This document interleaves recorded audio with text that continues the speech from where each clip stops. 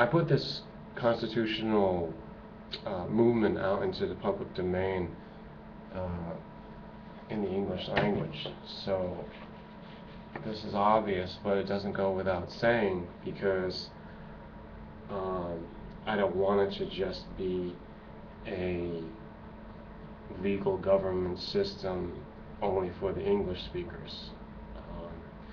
We do have a Pax Romana in that language, and that's because of the British Empire. But we also have major religions that have to be integrated in if we're going to talk about a universal one world government. And that's what I'm getting at here. I mean, why bother to do a government that's going to be nationalistic and end up with the same problems? But of course I'd have to go through a whole debate with everybody and try to prove that, and I really don't have time for that in this video. And I don't know how fruitful it would be anyhow, because some people are really just stuck in their thinking mode. As I said 2 weeks ago about my conspiracy theories, exposing Alex Jones about his obsession with past and the Texas Republic and his ancestors who I guess they fought at the Alamo or something against the Spanish and the Mexicans. So, you know, I'm not into that. I'm not promoting a nationalistic view. All I'm saying is that at least Americans purport to be more intelligent and superior because of what they've been able to accomplish, and they are standing #1 world superpower, but not for very long. That's all changing before our very eyes in this lifetime. In fact, very shortly that's going to be done. The United States has all the indications of becoming more and more like what they used to call a third world nation. So I mean, this is pretty laughable. This is embarrassing. Now, having said all this, when I talk about renewing a constitution for a new government, I don't necessarily mean by de facto power or you know, the presumption that it has to be in America only for the nation of America. I don't think that way at all. In fact, I see a global government coming together underneath a rule of law that is a new constitution. I even feel like constitution is not the proper word. Articles of Confederation, a declaration, a proclamation, a code of law, whatever the phrase might be, we will come up with that. The title probably comes last, to be quite honest. Just the working title will be New Constitution. That's just for the purposes of invitation and the draft, working on the draft. So this draft copy of the document is really going to serve globally. I don't see any limitation to it by longitude or by latitude. I'm looking at the entire Earth. It's the whole enchilada. So I don't know if people have heard me from before or looked at any other videos where I didn't outrightly say that. It's kind of, I need to just focus on that for this video. And while we did talk about the language thing, I believe that the document should just be put out in triplicate or quadruplicate because of the versions in every different language, like English, Spanish, French, Chinese, and there are quite certainly more which should be addressed. Maybe even, what do they speak in Iran? The Parsi, Greek, German, Portuguese for Brazil, as other places, Portugal itself, and India. More people than anywhere else in the world. I believe they speak, most of them speak a form of Hindi. Now, we can even add modern Hebrew to that, and of course Arabic.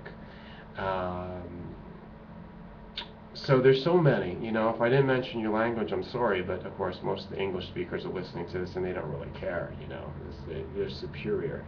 But the point is, we need this document to go out to all the people of the world, so the drafts of the document should be translated properly into all the languages. And if I were to make a comparison to the United States Constitution, or in fact what keeps coming up now is the preceding document, which was the Articles of Confederation, which gave the colony, its first sense of sovereign powers against the British Crown. The structure which I would want to compare is the states' rights within the framework of the whole federal or the central power of the federal is supposed to be representative of the national. It's kind of this transference of people everywhere within the nation, and they're supposed to be under this federal government system that is corporate and commercial, but it's actually been usurping in national rights and the national heritage. The national is more connected with natural law than it is to the commerce law or the admiralty law that came in to operate under this federal entity. Now, getting back to the idea of the states, I see in the global scope that we now have to contend with, nations are more like states.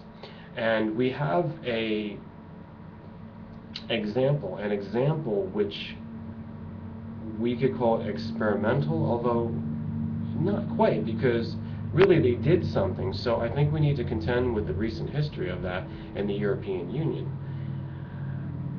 People call it a failed experiment. I already called America a failed experiment. I already could call the British Empire a failed experiment.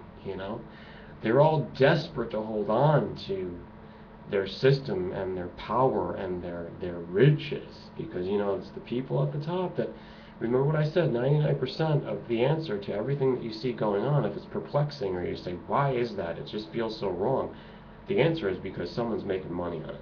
Just remember that phrase. 99% of the time, your answer should begin as such, because somebody's making money on it. That's why it's going on.